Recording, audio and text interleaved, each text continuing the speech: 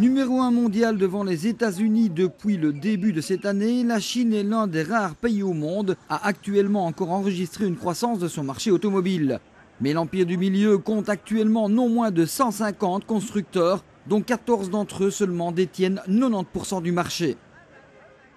À l'horizon 2011, le gouvernement chinois veut ramener ce nombre à 10, mais en attendant, tous ceux qui exercent encore veulent profiter de la crise pour progresser et proposent leurs nouveautés lors du salon de Shanghai.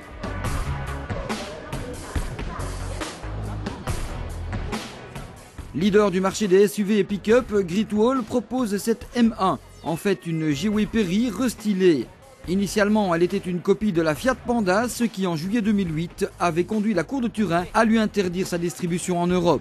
D'autres prototypes, SUV ou citadines aux looks originaux sont présentés par la marque de Boading, ce qui n'empêche pas d'autres imitations comme celle-ci, largement inspirée de la Toyota BB, un modèle non importé en Europe. Chery, qui s'était fait connaître avec sa fameuse QQ à 3000 € quand elle copiait sur la Chevrolet Matiz coréenne, poursuit sa conquête du marché des petites et présente la nouvelle Reach M1 et cette étude annonciatrice de la prochaine génération de QQ justement.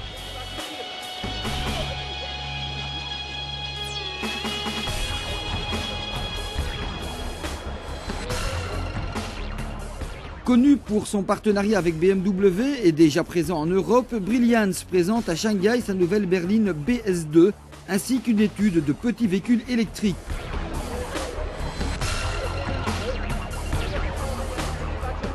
On le sait, la Chine compte particulièrement sur ce mode de propulsion pour son avenir automobile et cela s'affiche et se fait savoir de plus en plus clairement.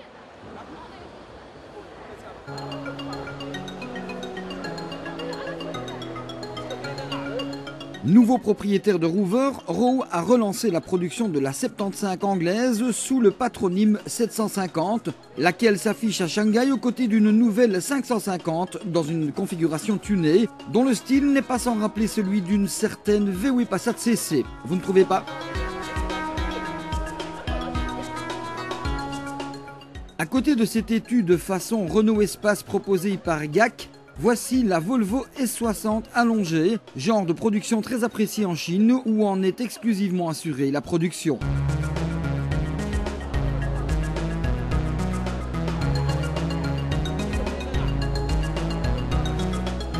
Partenaire de VW en Chine, FAW exhibe une étude de SUV de sa propre conception, tandis que Dongfeng, quant à lui lié à PSA Peugeot Citroën, propose le concept taille, une berline haut de gamme aux couleurs locales.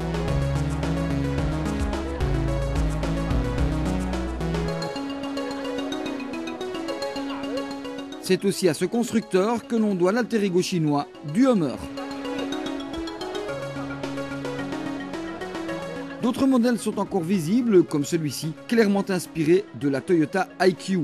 Une Toyota IQ qui sert beaucoup de source d'inspiration, comme le prouve cette Ayma Me.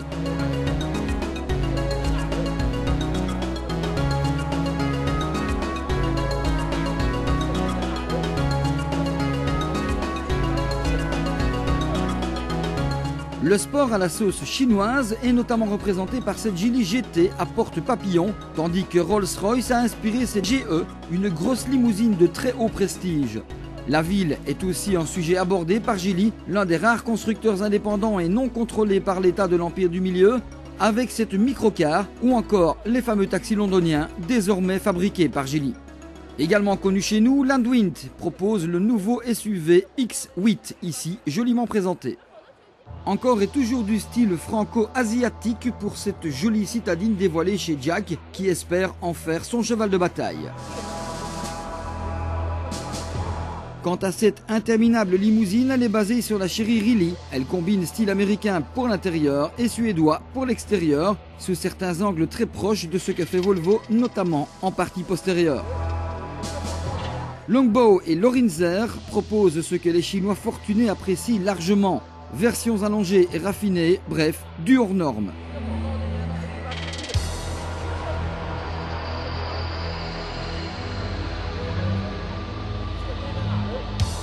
Totalement différent en tout cas de ce qu'a à nous proposer Channa, à savoir un SUV coupé au dessin très avant-gardiste et une berline dessinée selon des goûts très chinois.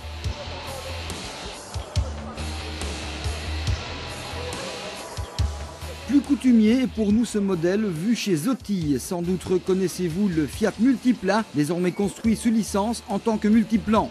Enfin, du connu aussi chez PSA Peugeot Citroën, même si ces modèles ont revêtu des tenues plus en rapport avec les souhaits locaux, c'est-à-dire avec coffres séparés. Ce sont bel et bien des européennes que nous connaissons très bien qui se cachent ici, à savoir des Peugeot 207 et 308, tandis que la Citroën C5 ancien G est rebaptisée C-Triumph et richement dotée.